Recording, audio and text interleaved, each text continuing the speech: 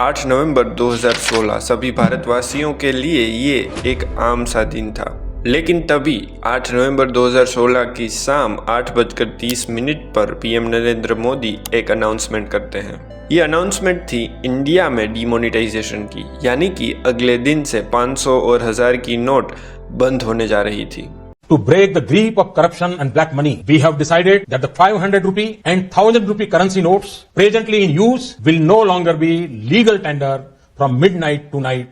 इस दिन के बाद से एटीएम्स और बैंक्स के बाहर कुछ दिनों तक लंबी कतारें देखी जा रही थी। लगभग 15 लाख करोड़ का कैश बैंक में जमा होना था। इससे आप समझ सकते हैं कि बैंक्स पर कितना लोड रहा होगा।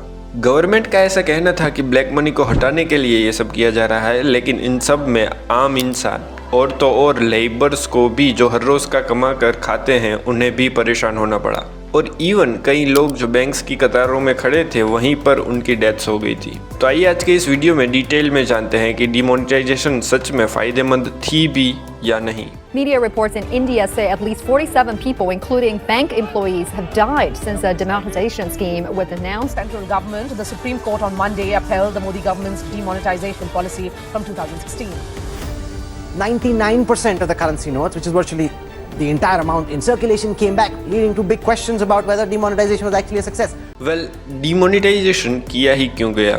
सरकार इसके 4 रीजंस बताती है: black money, corruption, terror funding और फेक नोट्स।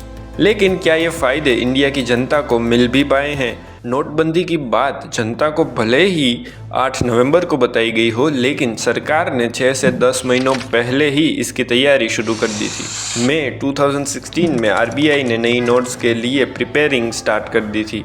अगस्त 2016 में 2000 की नई नोटों की डिज़ाइन को फाइनल किया गया था और तो और अक्टूबर 2016 में नई नोट्स की प्रिंटिंग भी स्टार्ट हो गई थी।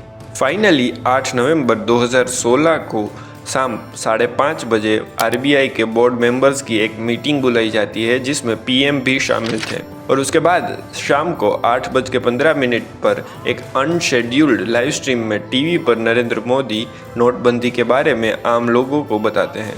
30 दिसंबर तक सभी लोगों को अपने पुराने नोट्स बैंक्स में जमा करवाने थे, लेकिन पैसों के विड्रॉल्स पर कुछ लिमिट्स थी। जैसे कि एक इंसान पर डे 10,000 तक ही विड्रॉल करवा सकता था और पर वीक 20,000 तक ही कैश विड्रॉल कर सकता था।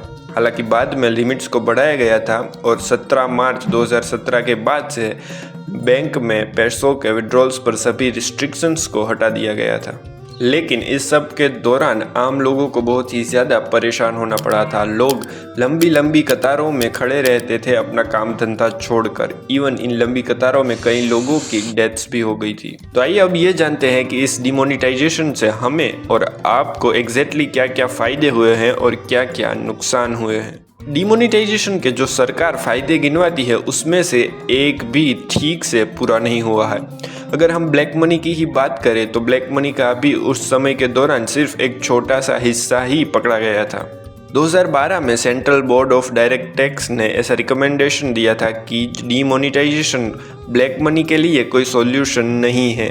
इंडिया के टोटल ब्लैक मनी का सिर्फ 6% ही कैश में है, बाकी का बेनामी प्रॉपर्टीज के रूप में या फिर ज्वेलरीज के रूप में मौजूद है। हालांकि इसकी वजह से इकोनॉमी में जो फेक नोट्स होती है उसे जरूर से पकड़ लिया गया था। उस साल बैंक में आ रही फेक नोट्स में 480% का राइज देखा गया था। और जो टेरर फंडिंग को रोकने की बात थी वो भी कुछ हद तक कारगर रही, लेकिन बाद में टेररिस्ट ने अपने अलग अलग रास्ते ढूंढ लिए और फिर से वो अपनी टेरर एक्टिविटी शुरू कर चुके हैं।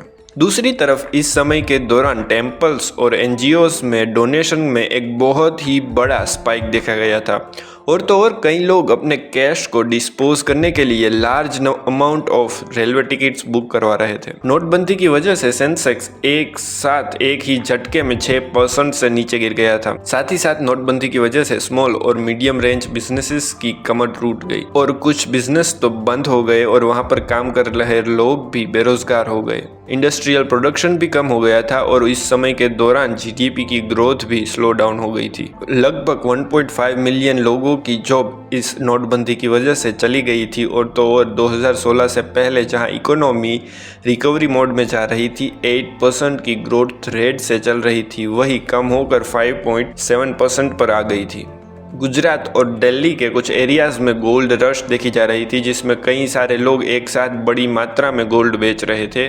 ब्लैक मनी और करप्शन को रोकने में ये नोटबंदी बिल्कुल ही नाकाम रही है, क्योंकि जैसा कि मैंने पहले ही बताया, ज़्यादातर ब्लैक मनी या तो ज्वेलरीज के रूप में है या फिर बेनामी प्रॉपर्टीज़ के रूप में।